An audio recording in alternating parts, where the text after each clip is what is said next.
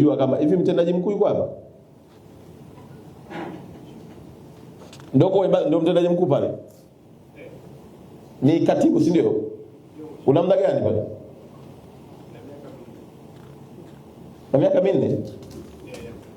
Taarifa nilizonazo na nimezipata kutoka kamati ya bunge ya kwamba mpaka jana waheshimiwa wabunge wananiambia shirikisho la kikapu halijakabidhi ofisi kwa waliochaguliwa. Ni kweli? Ni kweli mheshimiwa. Ni kwa sababu ya kupishana mazingira ya kazi. Sasa imefikaje kwa wabunge kama jambo la kweli tu la internal communication? Hebu mpe rais wako nipate kusikia. Jamani, huko kwenye michezo mmeingiliwa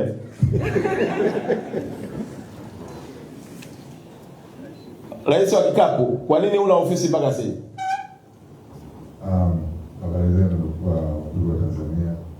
Mimi naitwa Sheikh Khamis. Nimechaguliwa juzi kuwa rais wa basketball Tanzania.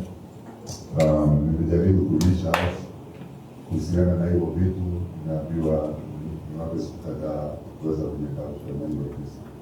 Kwa hiyo nasubiri. Hebu mrudishe microphone katibu mtendaji mkuu. Hayo ni maelezo ya kupishana mwe. Kupishana ratiba. Hapana mheshimiwa. Alikuwa rais aliyepita anafanya kazi Dodoma. Wewe ndio mtendaji mkuu. Mimi nilivyoteuliwa kuwa waziri wa habari, sanaa, michezo na utamaduni, na babangu Profesa Kabudi akateuliwa kwa waziri ofisi ya rais kazi maalum, shughuli ilibaki kwa mtendaji mkuu, katibu mkuu wa chama, nani wa wizara. Nadhani hata nyinyi kwenu na kwa hivyo. Yeye ndio anaandaa makablasha na nini? Na makabidhi yao, si ndio jamani? Sasa inakuaje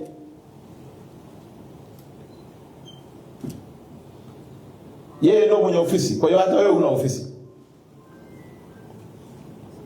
Mimi ni mtendaji mkuu, lakini mwenye dhamana ya shirikisho ni kwa mheshimiwa rais, ambaye alikuja kwa ajili ya kukabidhi, lakini kwa bahati mbaya mheshimiwa rais wa sasa alikuwa kambini Zanzibar, kwa hiyo wakapishana. Wao wamekubaliana watakutana tena Jumapili. Mbona kama wewe unapokea order sehemu tofauti? Au ulianza na wewe kung'oa? Hapana mheshimiwa. Akasema unaanza kulipa picha ya mgogoro ambao unaanza kulipa picha ya mgogoro uliopo kabla ya mgogoro wenyewe.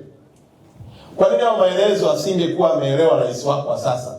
Sasa jamani, alikuwa ameelewa rais aliyeshinda. Sasa angesema tu kwamba tunaendelea na utaratibu, nimewasiliana na rais mwenzangu chini ya utawala wa mtendaji wetu mkuu, tunafanya logistics, siku fulani tutakabidhiana na ofisi. Kwa nini una majibu tofauti? Samahani mheshimiwa, kwa mujibu wa katiba, anapokuwa mheshimiwa rais hayupo, makamu wake yupo, makamu wake anayo taarifa. Kwa bahati mbaya hayupo hapa, yupo Ufaransa, lakini anayo taarifa. Sasa leo lini? Leo ni Ijumaa mheshimiwa. Kama Jumatatu ofisi haijakabidhiwa, unaamka wewe kwanza.